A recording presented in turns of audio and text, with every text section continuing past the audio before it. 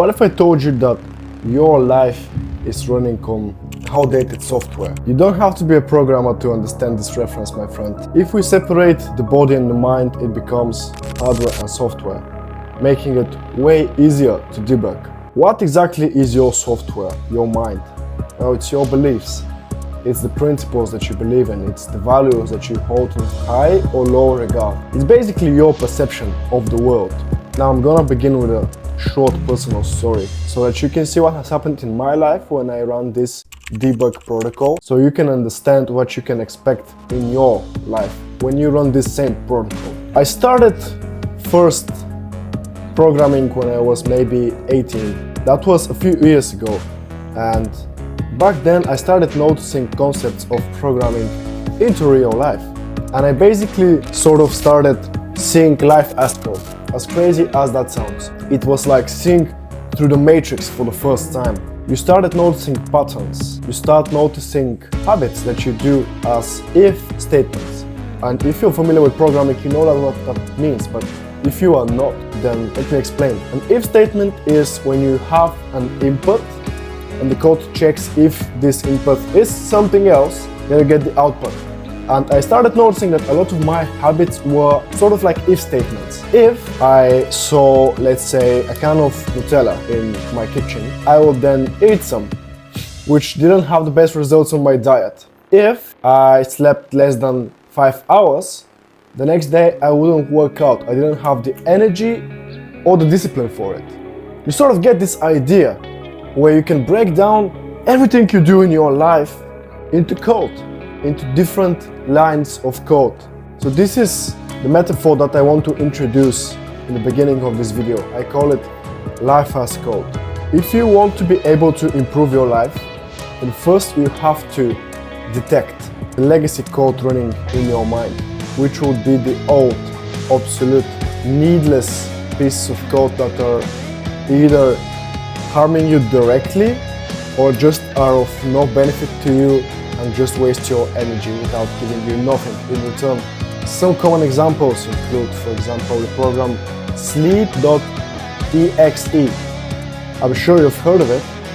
It's when you have to sleep more than 8 hours per day, but if you have a bug in that program, or you have an error, you're gonna sleep less than 8 hours, and it's sort of like an if statement. If you sleep less than 8 hours, you get this, which are all these things are minuses. They're bad things that happen to you when you sleep less than 8 hours. So what are some of the programs that we're going to talk about? It's going to be sleep.exe, it's going to be focus.drl, it's going to be energy/management.bat or BAT, I'm not sure how you pronounce that. These are the programs that we're going to talk about. We're going to talk about sleep, we're going to talk about diet, we're going to talk about energy management, we're going to talk about your beliefs, we're going to talk about everything. But I just want you to understand this concept that each separate sort of procedure in your life, for example, sleep is a procedure, working out is a procedure, working in your job is a procedure, studying is a procedure. All these things are procedures. They are interconnected. For the most part, we're going to look at them like separate programs on a computer, just for ease of understanding. In order to determine which programs are causing us the issues that we face on our life, or are maybe not causing direct issues, but are still roadblocks of going where you want to go or where you want to be in the future, that are sort of serve as barriers from where you are now to where you want to be in the future. We have to run a system diagnostic first. Basically look for signs that your code needs updating. That's a very easy thing to do. You sit down and you journal. I can't talk enough about how journaling helps you figure out the things that you're doing wrong and figuring out the things that you need to be doing but are not. Basically, how do you journal? You sit down in the morning with your coffee while you drink it, you grab a pen and paper, and you write out the things that you need to do to achieve your goals. If you're not sure what your goals are, you write down what your goals are for the next, let's say, next 6 months. Then you say, if I want to achieve this result in the next 6 months, for example, lose 15 kilos of fat, or put on 10 kilos of muscle, or make X amount of money. And you write down the daily tasks you need to do in order to achieve that goal. For example, making the money task is going to be find a job or send 100 job applications today, or work on this project or launch my own agency. The example of gaining muscle or losing fat is going to be eat X amount of calories, work out X amount of time. So you just write down the daily tasks and goals that you need to do in order to achieve your long-term goal, and you write them all out on a list of paper, when you need to do them, how you need to do them. At the end of the day or the next day, you go back to the previous page and you read and think how many of the things you actually did are on that list. And you say, okay, well, I had to exercise this time, but I was scrolling TikTok, so I didn't do it. I did it a later time, which then left me less time to sleep, which then caused me to miss my alarm today. And you can sort of go back to the plan that you made, and you can skim through it, and you can figure out the things that you did in your day that are not on the plan, and the things that are on the plan that you didn't do in your day. So the things that were not planned, what happened, and the things that were planned but did not happen. You compare the two. That's how you can find sort of errors or miscalculations in your software, basically. That's how you can figure out where the errors are or where the bugs are. For example, it could be in your workout.pdf routine. It could be in your sleep.exe procedure. It could be any one of those things. It's entirely individual. So you have to do it for yourself. You have to write down your tasks, your goals, the things that you did for that day, day after day. And you're going to see results in maybe the first 3 or 4 days.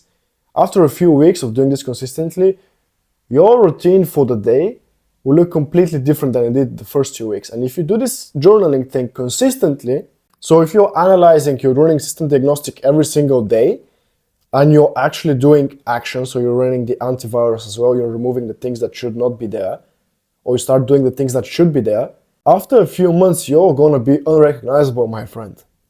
Just imagine your PC and you're running system diagnostic every single day. And each time you do that, you remove bugs or you add beneficial programs to your PC. Imagine after 6 months of doing that, it's gonna look completely different, right? It's gonna be faster. It's gonna be more optimized. It's gonna be more powerful as well. It's gonna have more storage space. That's what is gonna happen to you as well. So how to actually build better foundational code? Well, we have to break down the whole system part by part. So the whole system overall runs in time intervals. And the shortest time interval that we can take a look at is a single day, basically. Because it's a time sequence that your program's running over and over and over and over again. So we're gonna look at a single day, what a single day looks like for you. First, we need a boot sequence. When you start your PC or your phone after it's been turned off, there is a boot sequence. You see the logo of the company that the PC or the computer is from. You see some programs start up along with the PC. You need a booting up sequence, my friend. When you wake up, the worst thing that you can do is lay in your bed and scroll. I do that oftentimes as well, and I'm working to fix it. But in the mornings where I don't do that and I just immediately get up, I immediately get morning sunlight to the eyes, I immediately get coffee, I do movement, I stretch, or I play boxing on my boxing bag in my yard. Just move the body, get the blood pumping, sit down then, journal some, get out the thoughts from your head that are sort of like clutter, write them out clear on paper so they become structured and organized. That's your boot sequence. That gets you ready for the day. It gives you energy because you've already been outside, you've drank coffee, you've moved your body. It gives you mental clarity, and you have none of that sort of dopamine depletion from scrolling. So in the first hour of the day, you shouldn't even touch your phone. If you have emails or important messages you should read, of course, you should do that, but you shouldn't scroll. Then you need some CPU optimization, which would be energy management. Your energy is your most important resource. It's not your money, it's not your time. Well, it's actually, they are, because it's the same thing. Because your energy is directly correlated to your work, how much work you can do, which is directly correlated to how much money you get. So your energy equals your money, which also equals your time. Because you work in time. You may work 8-hour shifts, or you may be a freelancer and you don't have concrete working hours, but you still put in your time to make money. So energy equals money. All that is the same. And in order to optimize your energy, optimizing other parts of your life. Your energy is your most important resource and you should manage it very carefully. What are some things that you can do to boost your energy? Your diet is your most important one. Imagine that you have your very expensive computer that you care about a lot. For example, bad software. You wouldn't download programs out of the deep web on it that may have viruses and are going to slow down your system and cause it to crash every time. Because that happens when you eat bad food, when you eat too much sugar, when you eat too much carbohydrates, too much processed food. That's what happens. Your diet should consist mainly of natural ingredients: red meat, steak, eggs, butter, milk. Things that our ancestors have eaten for thousands of years, that our body has evolved to eat and consume. Usually, also, it's good to fast early in the morning until lunch, because being fasted in the morning is going to give you that mental clarity, because when you eat, blood goes to your stomach, it slows down your brain, and it's going to cause a sort of carb crash. And it's gonna, when you eat too much, your belly gets full and it gets heavy and you just want to lie down and have a nap. You should avoid that at all costs. That wastes your energy. Other things that improve your energy is working out. It's sort of, people think it's counterintuitive, because when you work out you expend energy, but actually you get more energy in the long term, because when you get tired at the gym and you expend all that energy, your body thinks, oh, okay, we just lost a ton of energy. That's not good. Because your body doesn't know you're at the gym, it thinks you're fighting saber-toothed tigers in the wild, because it's an animal organism, basically. It's what it has evolved for.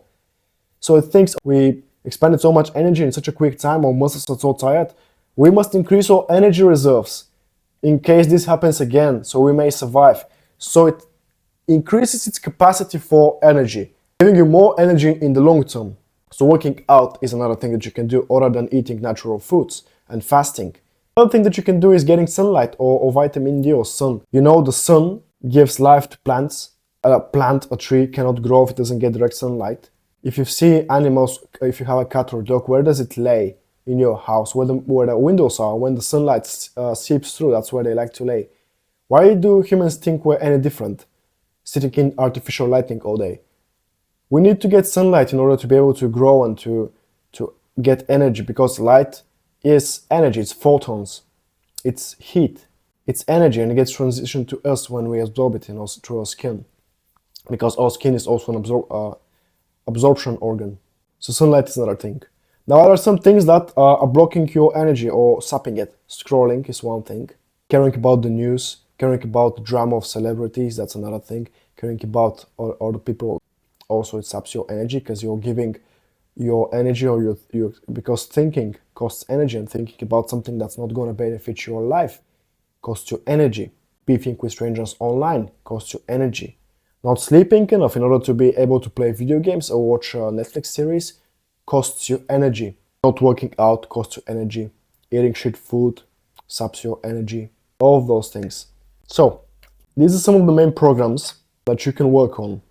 You can find out the bugs or the errors in your program or in your software through journaling, through careful analyzation and self-reflection. How do you actually fix them? This is the big thing. After you identify the root cause or the bug, you need to do some beta testing or beta testing. You need to figure out ways to overcome that issue. And again, that can be done through journaling. It can be done through sitting down and thinking of some solutions yourself. If you cannot think of a solution to your problem, try brainstorming with friends that care about you. Or search for the problem online in books and in literature, or in self-development channels or self-improvement channels on YouTube. That could work as well, depending on your problem. But usually, your subconscious and your mind is connected to an infinite universe of ideas. It's connected to that God consciousness. And if you actually spend the time to sit down and grab a piece of paper and a pen and just think about it, the answer is going to come to you surprisingly fast. If you spend the time and you actually believe that your problem is solvable, and any problem is solvable, my friend. So that's where you can do the beta testing. You can think of some solutions and you can try implementing them or deploying the solution. You can try deployments. And the common pitfall here is that you expect your solution to work the first time, and perfectly so. That's not going to be the case most of the time. If it happens, amazing, great. But most of the time, It's a continuous process of deployments. You try and you fail. And the important part is to get up again and try again and maybe to fail again and to get up again. The important part is, or the important factor here is the continuous and unrelenting desire for progress. Because if you have that one single thing, no matter how many times you fail and you fall, you're always gonna get up stronger, looking for new ways to improve your solution and to deploy it again and to test it again. It's about small wins. That's what I always say. Don't let your head fall down when the first time your solution or the first time you try to improve your life you fail. It's about continuous wins, about being better than yesterday or the previous week or the previous month, because day-to-day basis it varies. You may have a bad day, that's fine. The important thing is being better than your old self. So it's a matter of continuous deployment. So what are the key areas for the most common system optimizations or where most people need to be optimized? I find that the physical performance or hardware upgrade is most important. Going to the gym 4 times a week at least, training each muscle group, having a good diet, being out in the sunlight, running. If you're a man, you should train in martial art, boxing, kickboxing, Muay Thai, wrestling, Brazilian Jiu-Jitsu. All of these are amazing sports that are going to train your body. You're going to have the confidence that you can fight. We're going to give you mental toughness as well. So that's the hardware's update I recommend for guys. You need also RAM management updates or sort of a mental clarity optimization. That's where journaling comes in. You journal every day. You don't scroll. You don't mess with other people's drama. You don't care about celebrity gossip, about the fake news and the politics that they try to feed you to clutter your brain with. You ignore all of that. You put up a firewall barrier to the outside world that has nothing to do with you or doesn't relate to you. You think only about your goals and your problems and the solutions that you're gonna find to them and the way that you implement them. That's the way to mental clarity. Meditation also helps.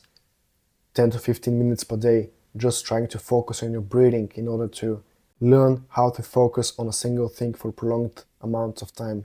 That's something to counter the problem that many of us have because of platforms like TikTok and Instagram, where we sort of our attention span and our focus is being depleted and destroyed by the dopamine. So you should limit your screen time as well. That's another thing. Then you need the emotional resilience or the firewall setup. Stoicism helps a lot with that. Reading Meditations by Marcus Aurelius has done wonders for me. Just the realization that it is the outside world and it doesn't matter. It's your inner world that matters. It's your inner state of consciousness that determines if you're happy or not, if you're satisfied or not. And you are in total control of that. Only you need to realize it. So that sort of firewall is what I talked about, not paying attention to outside drama and caring only about I'm not talking about just caring about yourself. Of course, you should care about your loved ones and their problems. They should be part of your inner world as well. And these things, I'm talking about them like they're separate programs, but they're actually one program, which is you, the person that is watching this video. And it's a holistic approach to this. If you're gonna work on your body, your mind will improve as well. If you're working on your mind, you automatically get the desire to work on your body. You're gonna start eating cleaner. You're gonna start spending more time in nature. All of these things are interconnected. They are one single software and they interact with each other constantly. So if you start making improvements on only one of these sort of areas, the others will automatically improve as well, without you even realizing it maybe at first. So, summarize. One-time fixes don't work. It's about continuous deployment. You need sustainable upgrade cycles.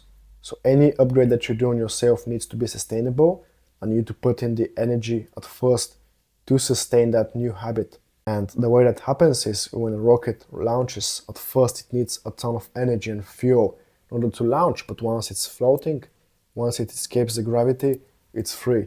And you don't need any more energy to sustain it. That's sort of like habits. When you first start going to the gym, it's a bit hard. Or let's say you're very motivated at first because it's something new. But after you've been going in a while and the progress is very slow to come and you're stuck in a plateau, then you need the energy and the discipline and the fuel. But once you get jacked, once you get strong, it's fun going to the gym. And you're very used to it, so you don't need any extra fuel or any extra energy to go there. So it's sort of like that with any habit. It's sustainable. Yes, it needs to be sustainable. It's going to take a lot of energy in the beginning. But you need to know that after the first few months, it's going to be easy floating from there. You're going to be flying. You need to realize that the accountability for your well-being is entirely up to you. Nobody is going to come save you, because you are your own cage and you are your own key and you are your own prisoner.